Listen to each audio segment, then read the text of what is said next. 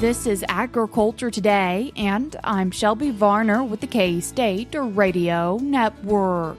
The show kicks off with Oklahoma State University livestock economist Derrell Peel as he chats about the cattle market and continued impacting factors. K-State's Sarah Ganske and Jeanne Falk Jones keeps today's show rolling as they discuss reminders for controlling weeds after wheat harvest and what is crucial to take into consideration.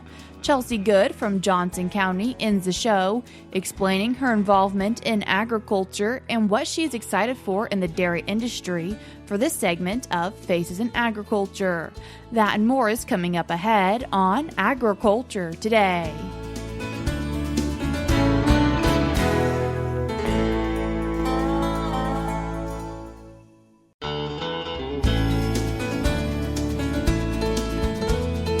You're tuned in to Agriculture Today, and we start Monday's show with a cattle market update from Oklahoma State University livestock economist Derrell Peel. Derrell, thanks for taking the time to join us today. You bet. It's great to be with you. How are fed cattle looking? Yeah, markets are kind of in summertime mode here a little bit. Fed cattle market has actually just been moving mostly sideways here lately. We're down slightly from the peaks about 3 weeks ago, but, hanging in there at that on a live basis or at, 255-ish.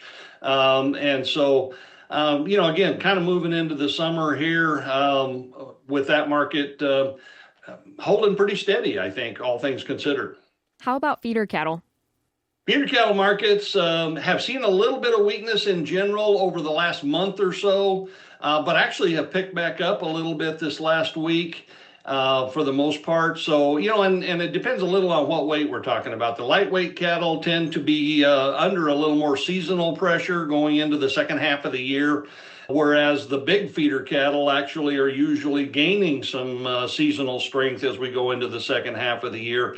One of the things we've seen in the last 2 or 3 weeks in particular is that spread between the lightweight feeder cattle and the heavier weight feeder cattle has actually narrowed up a bit. So, from the standpoint of a stocker producer looking at that buy-sell margin, the value of gain in that range from lightweight to heavier weight feeder cattle has actually improved a little bit over the last 3 or 4 weeks. What's going on with boxed beef? Again, we're moving into summertime. Obviously, it's grilling season. Boxed beef actually tends to peak seasonally in June. So as we move towards July, we may see a little bit of seasonal weakness in that market. We're well above where we were this time last year. So we've continued to see very strong boxed beef prices and generally moving higher through the first half of the year. But we're probably close to some sort of a seasonal peak. And then we'll see if, again, we may pull back a little bit here through the heat of the summer. And then typically we pick up a little bit again as we get towards the end of the year. And of course, the product mix is changing a little bit too. Right now, we're focusing on ground beef and popular steak grilling items. Once we get back to the fall, we'll be looking at, things that we cook in a crock pot, as well as we'll get into more holiday season. And so some of the restaurant type cuts will pick up a little bit of strength. Derrell, I know you've been traveling quite a bit. Are some areas still facing drought? Yeah, in general, if you look at the whole U.S. From the standpoint of the drought monitor or, the index that you can calculate from that, we've seen a little bit of improvement in drought conditions around the country, but there's a lot of areas that are still very, very, very droughty, very threatened. Again, this is a critical time of the year. We're still in the early part of the growing season from a pasture and hay standpoint. And so it's still pretty iffy in a lot of places. Again, we've gotten some rain in some areas. That's helpful. But all in all, it's still a little bit of a concern as we go forward here. The climatologists are talking about the fact that El Nino is now pretty firmly in place, but it really won't start taking a hold of our weather conditions probably until late in the summer or into the fall, and it'll affect weather later on. So we're kind of where we are for right now with that. I think what it means for the cattle industry, broadly speaking, is just that it's providing more caution about any attempts we might be thinking about retaining heifers. it's going to really dampen those intentions. I think producers that might have been thinking about doing it now have some reason to reevaluate their forage situation. There's also been a lot of talk this week about New World screwworm. This thing finally got here last week, about a week ago. June 3rd, I think, was the day that we first diagnosed it here in the U.S. And so, we've been waiting months for it. So there's kind of two different reactions. One is it's here, we've got to deal with it. On the ground, it's a huge management issue for the producers involved, for the industry in that area, as well as for the state, local, and federal officials that will be working on the containment and eradication of this thing.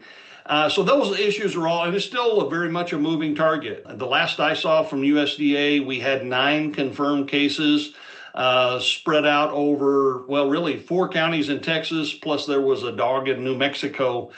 We're still not sure just how big of an issue this is going to turn into. We'll be monitoring that. The other side of that would be sort of what's the market impact of all of this. And that's kind of a good news. Again, the fact that it finally got here was greeted in the futures market almost by a sigh of relief. Not that it's a good thing, but we don't have to worry about when it's going to get here. It's here. And so the futures market reacted negatively very briefly, and then quickly got past it from that standpoint. And if you think about it, New World screwworm really doesn't have much impact on either the supply or the demand fundamentals of cattle and beef markets. It's going to have a big impact on the people directly affected. But like a lot of disasters, it's actually not a big enough deal to impact the overall market broadly. And so I don't expect to see a lot of market reaction, and we haven't seen a whole lot thus far from the standpoint of cattle prices or beef prices directly as a result of the screwworm thing. It's just a big management headache, and it will be very costly for the individuals involved as well as for the public sector.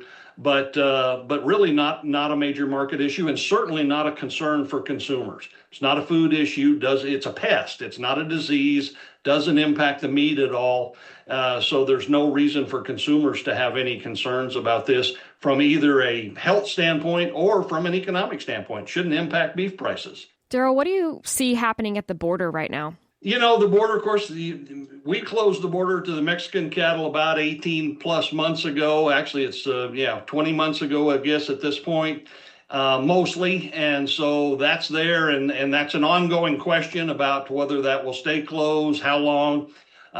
That's another one of those shoes to fall at some point that we'll be dealing with.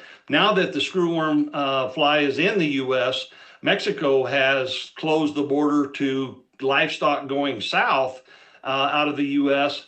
That's not really a big deal from a trade standpoint. We don't export very many cattle to Mexico. Most of the time, we certainly haven't in the last 2 or 3 years.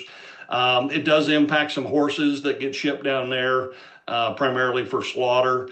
So there's a bit of impact, but it's mostly, I think it's really more of a political thing in the sense that it kind of emphasizes the fact that there's now a continuing conversation about whether the border should remain closed, either direction or both directions, I guess. Now that it's on both sides of the border in terms of having the pest, should that border remain closed? And that'll be a continuing conversation. I have no idea what decisions might be made. It's partly a science issue, but it is going to be really a political decision about when to open the border. I wouldn't be too surprised if it doesn't happen sometime relatively soon, but that's just a guess on my part. I have no idea what they might actually decide. Derrell, what are imports and exports looking like right now? We got the latest monthly trade data this week, so that's for April's numbers. And, continuing what we've been seeing for the most part, beef imports were up 10% for the month of April. They're up 14.1% for the year to date. So we continue to import more beef to help supplement domestic supplies here in the U.S. I should point out that beef cow slaughter so far this year in the U.S., first 21 weeks of the year, is down another 16.6%. It's been down the last 3 years in a row. So this is the imports are the market response to that by bringing in some additional supplies to help moderate that decrease in, particularly in the lean processing beef that we use for ground beef markets. On the export side, the April data exports were down 17.5%. And they're down 17.7% for the year. So again, we continue to see that. That's not really a surprise that exports are down. We've got limited supplies right now. Production is down a bit. Prices are at record levels. And in fact, one perspective of this is that beef exports have actually held up pretty well. Given how unique of a market situation that we're in right now. So it's a continue again of the same thing. The biggest impact on the export side continues to be the political impact of the trade issues we've had with China and Hong Kong, and they're down 36.8% so far this year. In the month of April, down 68%. For the year to date. So, hopefully that's something after the summit that Trump had with President Xi a month or so ago. One of the outcomes of that was to reinstate the export certification for it's like 400 plants in the U.S. So at least it's technically possible for us to start exporting more. Most of the decrease in beef exports last year was due to the loss of that China-Hong Kong market. So they dropped from being our third largest export market to being the fifth largest export market last year. So definitely would like to see some recovery in that particular market. Derrell, thanks for taking the time to join us today. Happy to be here. It's good to visit with you. Again, that was Oklahoma State University livestock economist Derrell Peel. We're cutting to a short break now, but we'll have more for you up ahead.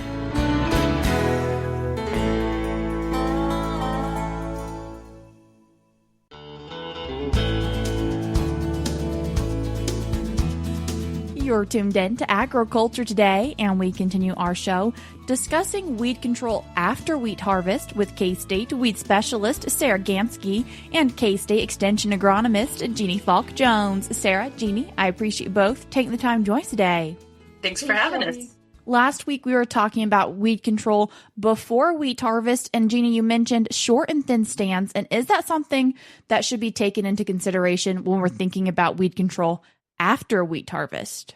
We didn't get less weeds in the time period from before harvest to after harvest. So yes, I think that very much is playing a role in our wheat fields or our wheat stubble. So thinking about the short and thin wheat just across the state as a result of those really tough growing conditions this spring, that means that we have less residue that's out there in the field. And so we always think about residue helping us out in conserving soil moisture, but it also helps us out on suppressing our weeds, giving us some better weed control. And part of that is we always talk about the dark being a good herbicide. The dark helps prevent some emergence of some of these weeds. And so we're going to have less residue out there, and so more of a chance, I think, for weeds to continue to emerge out there in the field. And we're very thankful for all the moisture that we're getting to help our summer crops, but as a result, we're going to have weeds that are going to be either already established out there in the field, but then we're going to have some more that are coming up and more to keep an eye on just because of the thin wheat stands this year. And once that wheat is harvested, do you often see weeds per se shoot up because there isn't as much canopy cover? I think we do, because we don't have the canopy cover. So we have weeds that are just going to be newly emerging. And then we've also went through harvest, and so any weeds that were up at that header height, we've cut the tops off of those. So they're already probably somewhat drought stressed, and then we've really just added fuel to the fire in the fact that we've cut the tops of them off. And so then we will kind of see them bush out from the nodes that are lower on the plant because we've cut the terminal bud off the top. And so we just have this flush of growth that comes out the sides and kind of shoots up above the canopy on those too. And so, we've got weeds that are not very happy in general after harvest. And so that that complicates, I think, the weed control portion of this, but then we will have a flush that's just coming up to go to town. Those ones that are just coming up are going to be easier to get some control on than the stuff that's already got some size to it and that is drought stress and that we've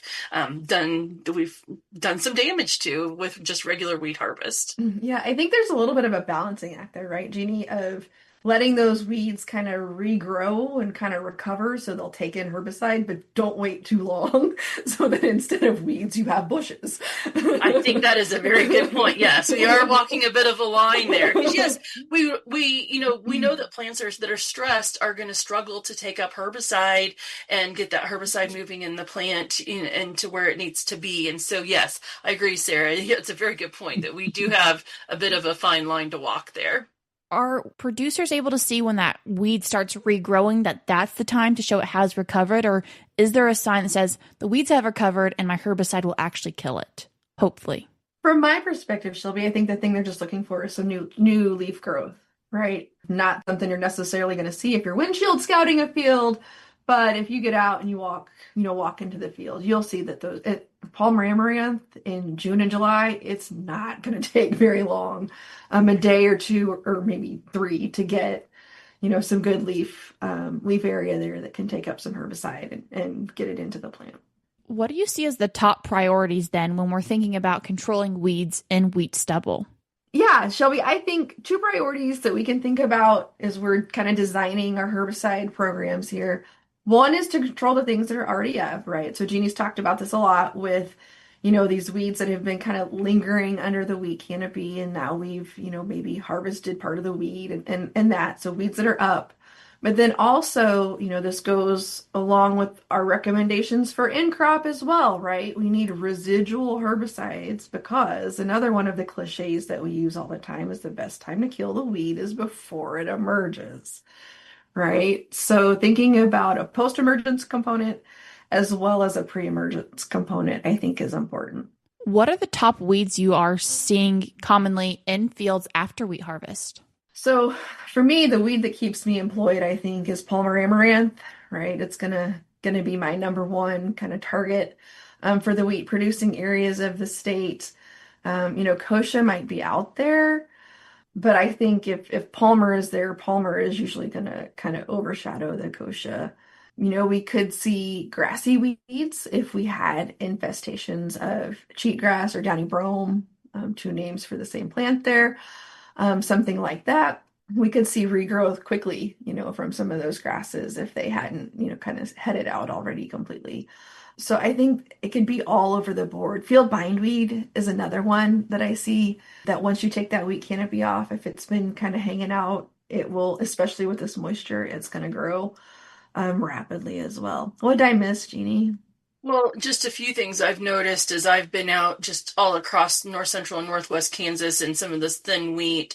Mare's tail seems to be kind of taking off and is out there in the field. So that's something to keep on our radar. I've also seen some Russian thistle and sandburrs seem to be just kind of off to the races, especially on the edges of some of these fields, especially when you're going through the ditch to pull stuff, they're moving into the edge of the field. And so those are a couple things. I agree with your Kochia and Palmer amaranth. So yes, I think we may have a variety of things that are showing up, especially on the edges of fields. And so I always tell everybody, don't just scout the edge, but get deeper into the field to look. But there's a varieties of species that we really hit their emergence window, probably before harvest, but right after harvest, if we've got moisture, we're just going to have flushes of weeds that are coming up out there. So those are just a couple that I've noticed. And one that we didn't mention was volunteer wheat. I mean, for those applications right after harvest, post-emergence, maybe not so much of a concern, but definitely trying to put something down that's going to have some residual activity for volunteer wheat. I think that's a really important part of that is the volunteer wheat, because we've had some hail events across the state that are going to be dropping wheat seeds out onto the ground. And So as we have moisture, those will start to germinate. We talk a lot about controlling volunteer wheat leading up to wheat drilling this fall to prevent some of the green bridge for the wheat curl mites that harbor the wheat mosaic virus complex of things. And so it's really important, I think, that if we're seeing volunteer wheat at this point, that we and we're already spraying, we might as well put something in the tank that will help hold some of that volunteer wheat back. When growers are picking the herbicide, do they also need to keep in mind what they're planting for their next crop? Absolutely, Shelby. And we touched on some of this when we were talking about double crops. A lot of these herbicides that have residual activity in particular are going to have potentially longer crop rotation intervals. One that comes to mind that can have some activity on volunteer wheat but is detrimental for crop rotations would be sulfentrazone. If you're planning on going to corn, just being aware of what that rotation interval is there can be very important. Any other additional considerations? As we're thinking about some of the burn down treatments and some of the crop rotation portion of this, if we're planning on going to corn or sorghum next spring, then atrazine can be a component of these applications. And actually, when we put paraquat with some atrazine in, there is some synergism that is happening. So we're getting a little better weed control by adding that atrazine into the paraquat. And so that is something to keep in mind, especially a lot of our wheat corn fallow rotations in the western part of the state. This can be a good option for going in and knowing that you're going to corn the next year. So Jeanne, atrazine is great for corn, but metribuzin is also really great if you're, it can go ahead of corn. Up to, I think, 4 ounces, I think is the rate of metribuzin that you can apply, immediately ahead of corn. And it will also have the same properties of synergistic activity with the paraquat that you're probably going to be using in some of these burn down applications. A couple of options that will give us some residual activity but don't have, I guess one option that would give some residual activity but doesn't have the rotation restrictions would be Valor or glumioxazin.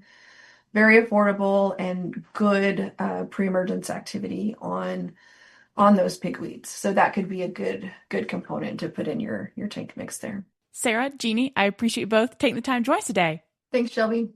Thanks, Shelby. That was Kansas State University weed specialist Sarah Ganske and K-State Extension agronomist Jeanne Falk-Jones as they discussed weed control after wheat harvest. You can also check out a recent segment where they discussed weed control before wheat harvest, which I will link in today's show notes on agtoday.net. Also in today's show notes, you will find an eUpdate article that discusses more on this topic, which you could also find for yourself by going to eUpdate.agronomy.ksu.edu. If you want to learn more about the chemical control, you can find the chemical control guide also linked in today's show notes, or you can find that for yourself by going to bookstore.ksre.ksu.edu. We're cutting to a short break now on Agriculture Today, but when we come back, we'll have this month's segment of Faces in Agriculture with Chelsea Good.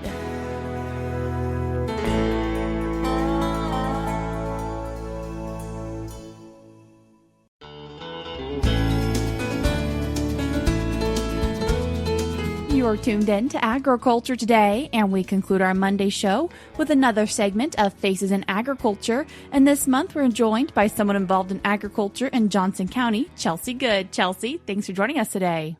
Thanks so much for having me on. Chelsea, can you tell us a little bit about your involvement in agriculture?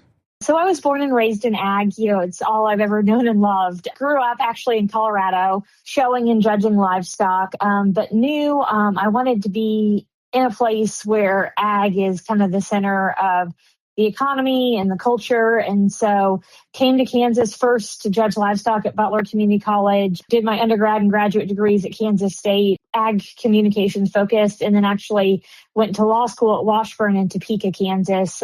Worked for the Kansas Department of Ag. When I was in law school, I was their communications director. And then after graduating, really kind of kicked off a career focused on mostly agriculture advocacy, lobbying, and about a year ago started my own consulting firm where I work with a variety of agriculture clients now. And what have been some recent new opportunities? Well, I'm really excited to have recently been named the executive director of the Kansas Dairy Association. That is new as of June 1st. So excited to work with and for the dairy producers across the state. That is a huge industry, growing industry in Kansas. I also work with PIC. They're the company that has the first FDA-approved gene-edited hog that is PRRS resistant. And so that's kind of cutting edge and exciting. Do some work for Where Food Comes From, which is the biggest process verifier in the livestock space. People that want to sell something that is maybe non-hormone treated or organic or any sort of animal care certifications. They're the company that can go alongside the producer and verify those claims in a way that the producer ideally gets paid and gets a premium for some of those things that they're choosing to do. What has it been like navigating all these different roles in agriculture? I'm somebody who likes a lot of balls in the air, so it's really been a lot of fun. Prior to launching my own firm, I spent 12 and a half years with Livestock Marketing Association, led the government and industry affairs and legal efforts for that national association that represents your local sale barns, livestock auctions, and other livestock marketing businesses. Really enjoyed that job. But it was, a couple miles deep, but not as wide. And it's been fun as I made a transition, still doing some work for LMA and keeping that connectivity there. But it's been fun to get involved in new segments of agriculture like dairy and the pork industry. When you look at agriculture looking ahead, what makes you excited? Yeah, I'm bullish agriculture. I think that people always need to eat. So obviously, we've got jobs, but I think what makes me excited is honestly some of the ag technology we see coming online, just ways to get more efficient and better. I'm kind of wired to be productive and always trying to improve myself. And I love working with clients and an industry that's our job too. If you look at the data of, what we've done with genetics and nutrition and how much more productive our cattle, both beef and dairy cattle, are today than they were, a couple of generations ago, I think that's cool. And there's some neat stuff that's coming online that is just going to continue to improve our ability to, drive profits, drive animal welfare, and just do a better job. With your recent involvement in Kansas Dairy Association and Kansas Dairy Commission, and this being National Dairy Month, what makes you most excited about the dairy industry? Protein is super, super hot right now. It's something that consumers are wanting a lot of. I think it's always been smart to lead a, high protein diet. But I think that nutritionists are agreeing with that. And, with a lot of people on GLP-1s and things like that, it becomes even more important. And so it's fun to see, how much milk and yogurt and cheese has been, a part of that conversation. And, what excites me in Kansas in particular is just the size and the growth of the dairy industry. Many people don't realize, but Kansas Dairy provides 29,200 total jobs and has a $7.71 billion total economic impact. That is absolutely huge. And so I'm excited to see that continue to grow. Chelsea, I appreciate you taking the time to join us today. Really appreciate you having me on. That was Chelsea Good, involved in agriculture in Johnson County. That's what we have for you today on Agriculture Today, but we'll be back with more for you tomorrow.